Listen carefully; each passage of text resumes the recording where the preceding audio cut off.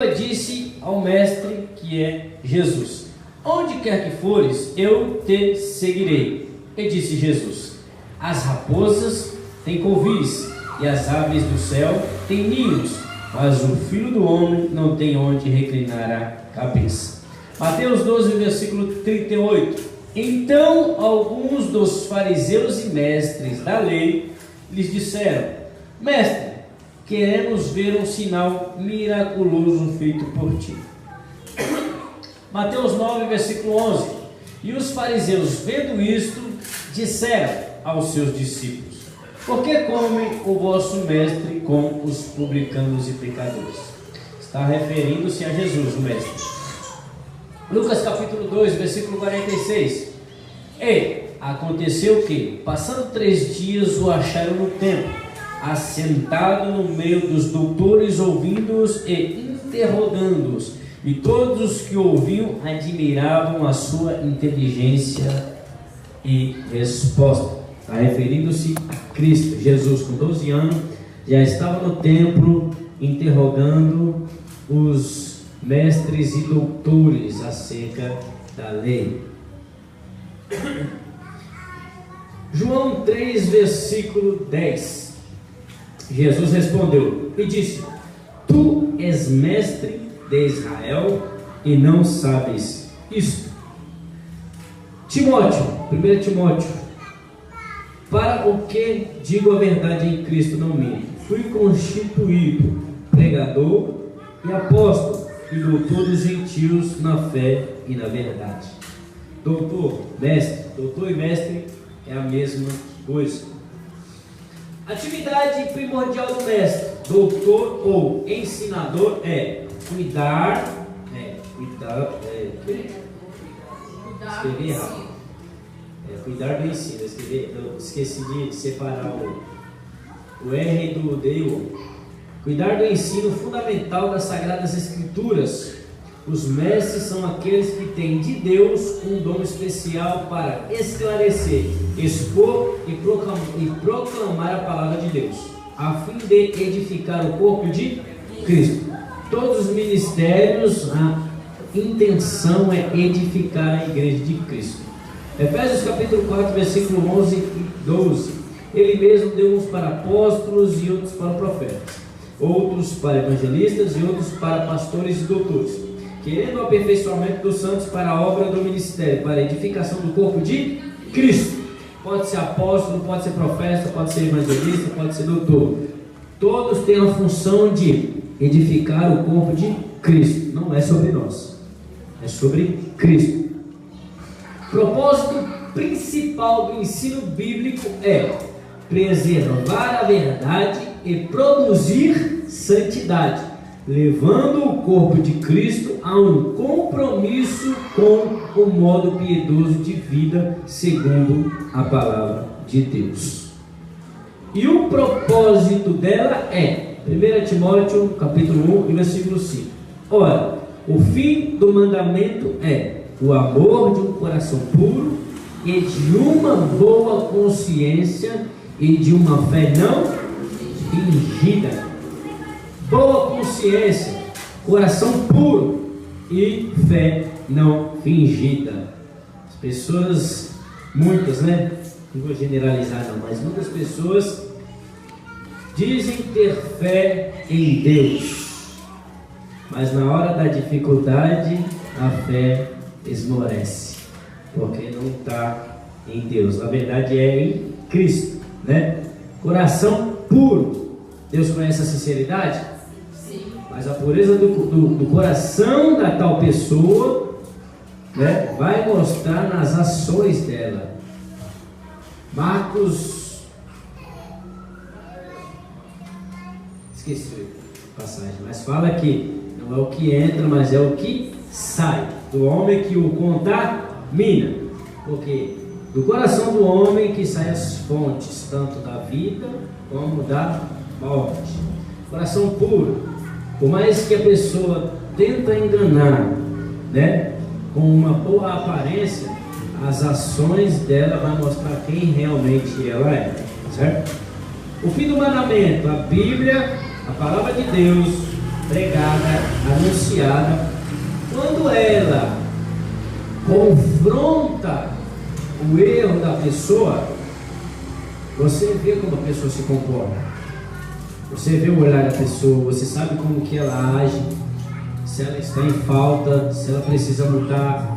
Quando ela não quer mudar, a palavra de Deus, ela é apta para discernir o pensamento do coração, ela faz a divisa das juntas e das medulas, ela é apta para discernir os pensamentos do coração.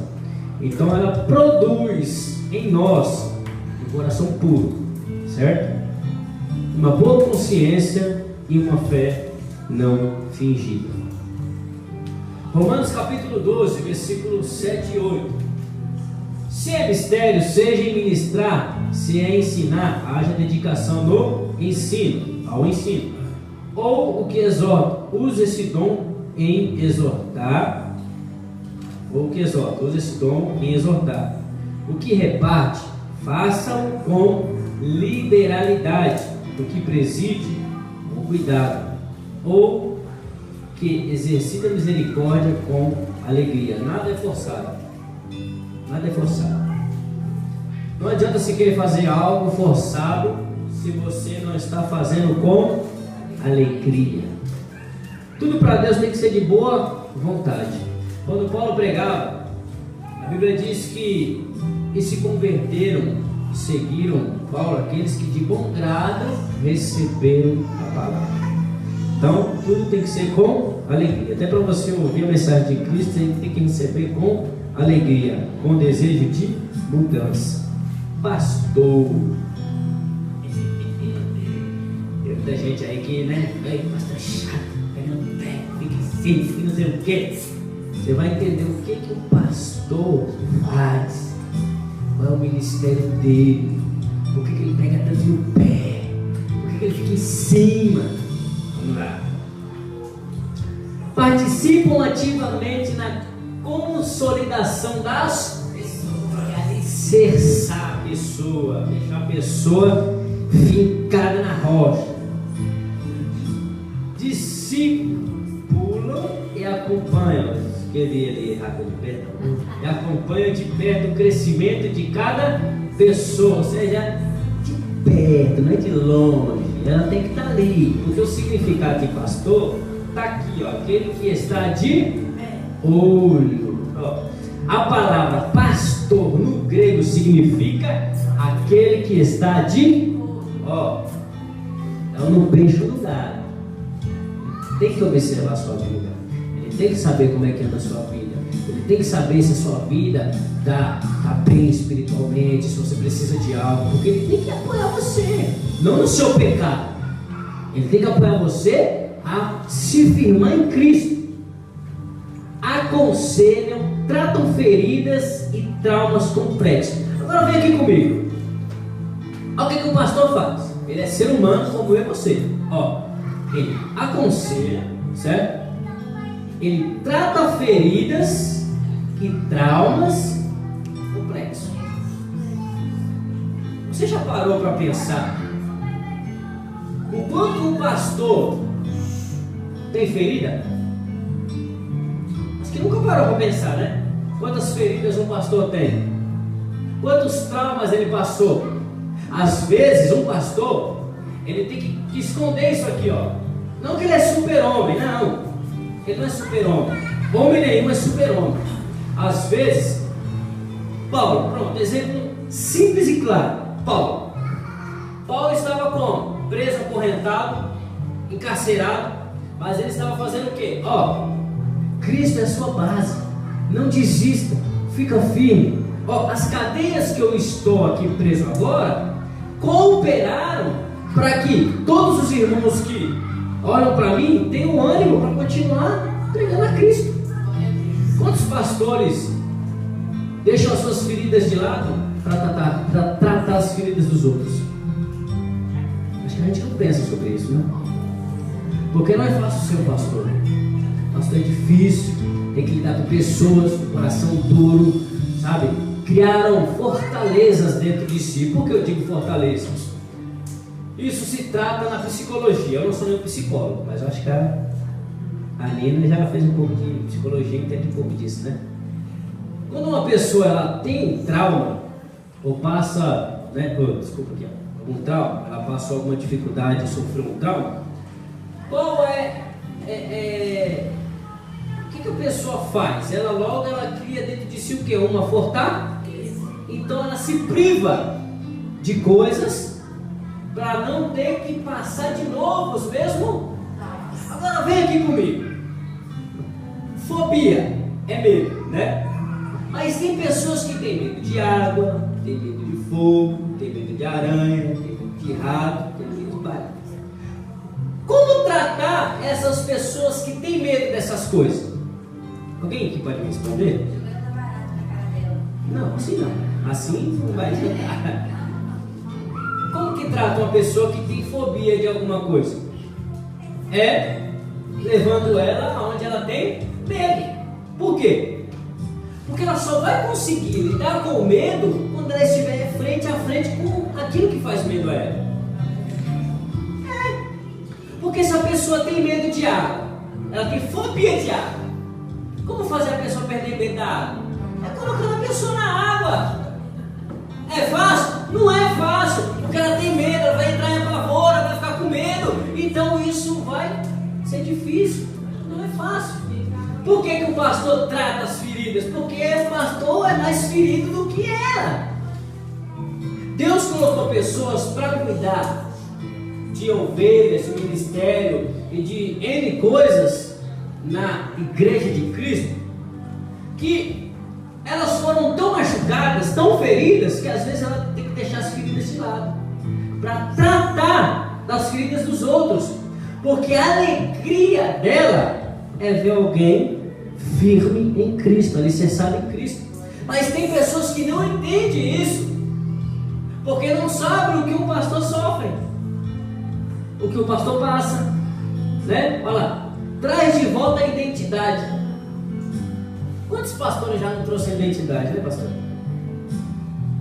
Quantos pastores já não trouxeram identidade de uma pessoa que não queria nem mais vontade de viver, sabe? Queria tirar sua vida, estava perdida. Quando acontece isso é quando uma pessoa teve feridas, teve traumas complexos e a vontade dela é o quê? Morrer. Então ela acontece o que com ela? Ela está perdida em si mesma. Ela não sabe o que fazer. Ela não sabe para onde ir, ela não sabe qual direção tomar, então ela está perdida em si mesma. As emoções tomaram conta dela, ela não pensa mais, ela não sabe discernir o sentimento da razão. Então, quando o pastor começa a tratar as feridas, ele começa por onde? Pensar junto com ela, se colocar no lugar dela. Porque você nunca consegue tratar uma ferida de alguém se você não se colocar no lugar da pessoa. O pastor ele vai ter que saber o que aconteceu, o que não aconteceu, os motivos que você está assim, o que te causaram o momento que você se encontra. Porque se você não falar, não ter uma vida de liberdade com o seu pastor, não confiar nele, como é que você vai ser curado? Deus colocou os pastores na terra para quê? Para apacentar e cuidar do rebanho de Deus. Então é necessário a gente aprender a confiar nos nossos pastores. Para quê? Para que ele possa nos ajudar. Porque se você não tem conhecimento bíblico, você não lê a Bíblia, você não ora e nem fala dos seus problemas para alguém que você pode confiar, não vai morrer dos seus problemas. Você vai morrer e não vai se encontrar. Entendeu? Ele traz de volta a identidade. Salmo 23 diz: eu levo o pastor, e nada me faltará, deitar-me em paz, em verdes pastos, guia-me mansamente pelas águas tranquilas. No Oriente Médio, quando se apacentava o rebanho, tem um cajadozinho. Ó, cajadozinho, tá vendo? Quando a ovelha ela queria andar com as suas próprias pernas, ela ia o quê? Por lugares de penhasco. Então elas andavam, e quando o pastor ia atrás para poder subir, é a parábola lá quando Jesus fala, né? Quem tendo 100 ovelhas, uma se perde e não deixa as 99, porque as 99 estão onde? Está no aprisco, mas uma está perdida. Deixa e vai buscar que se perdeu. Aí o que acontece? Ele vai resgatar a ovelha com essa parte curvada. Porque se a ovelha estiver em um lugar de difícil acesso, ele pode estender o cajado e puxar ela. Às vezes o pastor puxa um pouquinho, dói um pouquinho, mas é necessário. Às vezes, você não sabe. Se você for pesquisar a cultura do Oriente Médio, o que é o seu pastor, o que o pastor faz para cuidar da ovelha, tinha momentos que o pastor tinha que quebrar a pata da ovelha, a quebrar mesmo, e carregar ela no colo, porque a ovelha dá tanto trabalho, que às vezes tem que quebrar a patinha da ovelha, o pastor carregando no colo, porque dá tanto trabalho, e é um ministério que ninguém quer, é um ministério que todo mundo, que a maioria sofre, depressão. Eu digo isso porque é realidade, irmão, porque se você não estiver bem, emocionalmente, espiritualmente e fisicamente, você endoida. As pessoas só querem sugar, as pessoas só querem absorver, mas nunca faz uma visita para o pastor para saber como é que está. Não é, pastor Thiago? As pessoas só querem, mas não querem estar ali também. Pastor, precisa de alguma coisa? O pastor não é super-homem. Assim como Elias era um profeta, mas ele tinha seus momentos de dificuldade, assim como todo ser humano. Entendeu? Então nós temos que entender esse ministério para a gente não ficar julgando os pastores por aí. Tem muito pastor safado? Tem, mas tem muito pastor que dá vida pelas ovelhas.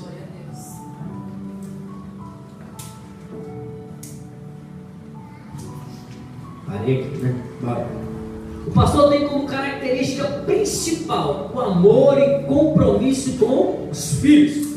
Ele observa cada um atentamente, atendendo às suas necessidades, ama, cuida e sofre. A gente entende, né, o amor de Deus de que forma? Só quando Ele nos abençoa. Por quê? Porque quando Ele está sofrendo, Deus me ama, Deus olha para mim. Mas peraí,